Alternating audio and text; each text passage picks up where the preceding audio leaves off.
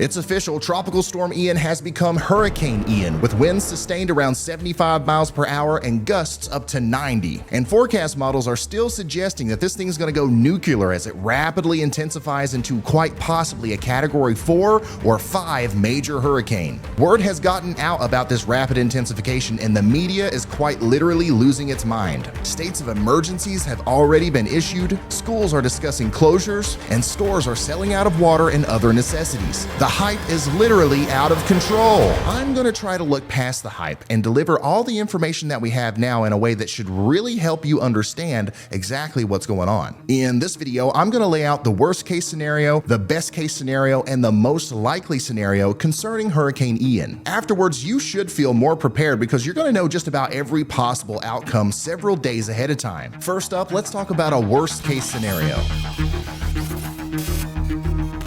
And I'm not talking about hypotheticals here. In my opinion, this is actually the worst possible thing that could happen as Hurricane Ian approaches. Unfortunately, the latest model trends from the global models like the GFS and European are converging on a solution that looks specifically bad for the western coast of Florida. Both models have a very strong Hurricane Ian giving a little tap to the coast of Florida before slowly barreling up the coastline with continued strong winds before landfalling near the Big Bend or the Panhandle. This, in my mind, is a very bad situation, if not the worst case scenario. As you can see in these model simulations, the storm approaches Florida as a Category 3 or 4, but backs down a little bit as the center gets closer to the state. In a realistic worst case scenario, Ian's going to approach as a much stronger storm and maintain itself a little bit better as it grinds along the coastline. No matter the strength though, in this scenario, widespread impacts are going to be felt all along the western coast of Florida, including wind damage, heavy rain, and high storm surge. This will especially be a huge problem in the Tampa Bay region, which is one of the most susceptible cities in the US to negative impacts from storm surge. Here you can see highlighted in red the parts of the city that would technically be underwater with just 4 feet of water inundation. Here's a look at what 6 feet could look like, and for our worst case scenario demonstration,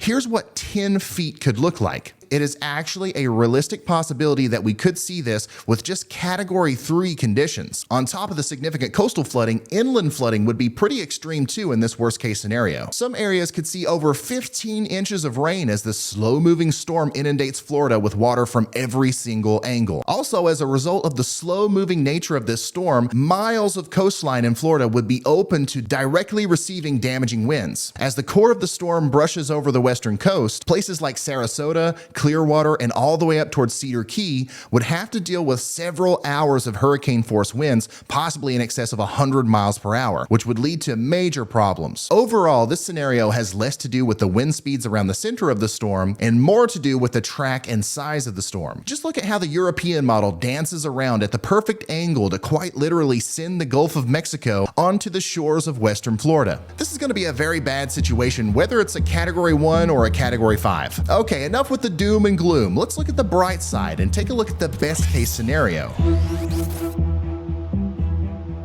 Interestingly enough, even the forecast models that are promoting the least impactful situations show Ian becoming a literal monster of a hurricane after getting past Cuba. This tells us that even in the best case scenario, we're going to have big problems. For example, take a look at the HWRF model. It's a hurricane model showing this thing growing into a beast of a storm, but the closer it gets to Florida, it just goes away. It disappears. It Thanos snaps. Despite these hurricane models being the very models that show Ian growing to be the strongest storm, they are also the models that tend to show high wind shear completely tearing Ian apart. The high winds aloft behind that cold blast of air from Canada we've been talking about act to decouple the upper levels of Ian from its lower levels. It's like if you're walking outside in a cold rainstorm with an umbrella and a strong gust of wind starts yanking that umbrella away from you. That would turn you into a weak, hyperventilating, shivering, dissipating mess, just like Hurricane Ian in these models. This would be a best case scenario because at this point, all of the models are agreeing that the US is going to see direct impacts from Hurricane Ian. So basically it comes down to if high wind shear and cold dry air can completely drain a storm's intensity before landfalling. If that actually happens, impacts and hazards are going to be minimized, but still dangerous. But just like the worst case scenario, this best case scenario is somewhat unlikely. It seems more on the far-fetched side that a powerful hurricane would disintegrate in such a short amount of time. I've been looking for references in the past that show a Category 4 storm getting knocked down to a tropical storm in less than a day and a half? And all through history in the Atlantic Basin, I can't find anything. Additionally, even in this best case scenario, widespread negative impacts would still be felt as the energy from a strong hurricane like Ian is not just going to disappear. The law of conservation of energy states that energy can neither be created nor destroyed, only converted from one form of energy to another. So even if Hurricane Ian's tropical core got obliterated, that energy would still go up and out. This means that Ian would expand quite a bit, literally increasing in size. The tropical storm force and even hurricane force wind field would grow a lot, kind of like Hurricane Fiona's did last week. That would likely lead to more widespread heavy rain and flash flooding, along with the continued potential for severe storms and tornadoes even farther inland as the storm makes its trek up the east coast. So we've ironed out the best and worst case scenarios, so now what's most likely actually going to happen?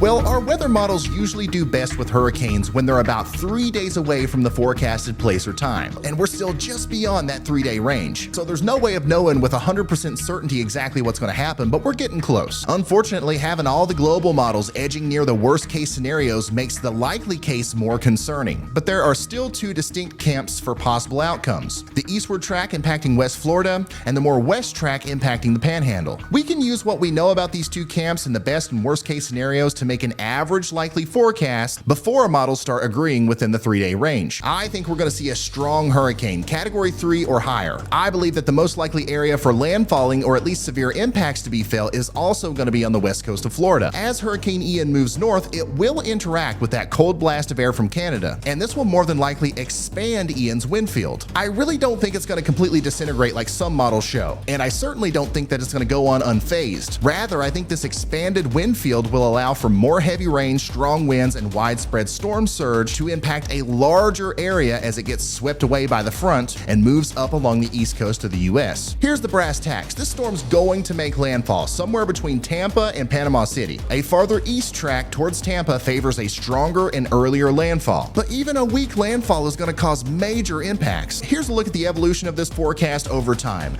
As you can see, there's still uncertainty, but we are very close to nailing this one down. And I want to emphasize this very clearly. If your eyes are starting to glaze over and you're not paying attention anymore, hey, wake up.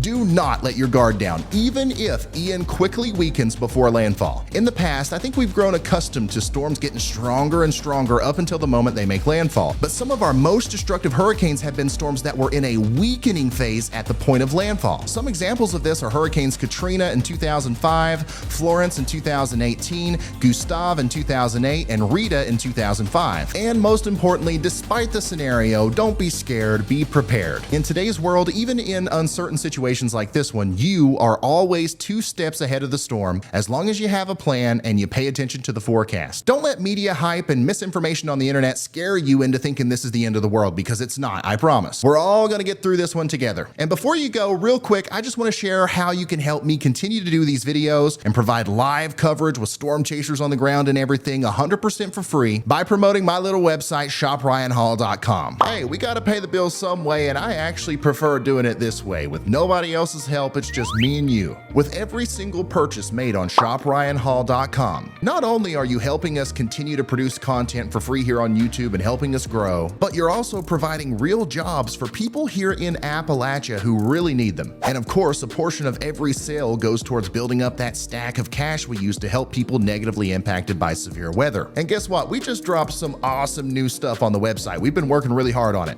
We've got several new long sleeve shirts and hoodies just in time for fall and winter. Check out these new designs. It's fall, y'all. Go snag one of these right now while you still can. But also, if you're not in the mood for a shirt or a hoodie or something like that, we also have a lot of real useful stuff on the site. For example, we have the Mystery Preparedness Bundle. This gets you a random signature merch shirt plus a NOAA weather radio at a crazy discounted price. We also have a new section on the website called the Prep Zone, which hosts an array of items you may want to stock in your tornado shelter, including MREs and other vital survival products. And of course, course, there's so much more. We've got coffee mugs, iPhone cases, and actual high-quality coffee to put in those mugs. No matter who you are or what you're into, there's something for you on there. So go to shopryanhall.com and get something awesome today. And from the moment I upload this video and for the next 24 hours, we're gonna do a 10% discount site-wide. All you have to do is use the code PREPARE when you're checking out and you're gonna get 10% off your entire order. So hurry up, it's only gonna last for 24 hours and who knows when you're watching this video. You might be watching 23 hours after it was uploaded. Once again, that's shopryanhall.com. I'll see you over there and thank you so much for the support. And thank you for just tuning in. Once again, you don't have to buy my merch to support this channel. Just like the video, subscribe to the channel, and share the content far and wide so we can spread this vital information. Guys, I'm gonna be going live with storm chasers on the ground and all kinds of weather instrumentation, sending data to me during this hurricane, so make sure you subscribe to the channel, turn notifications on, and be here for those live streams. I'm probably gonna do it on Wednesday and Thursday and Friday. So buckle up, we're not even close to being done with this one, but we will get there soon, all right? I'm gonna see you in the next one. Goodbye. Ooh.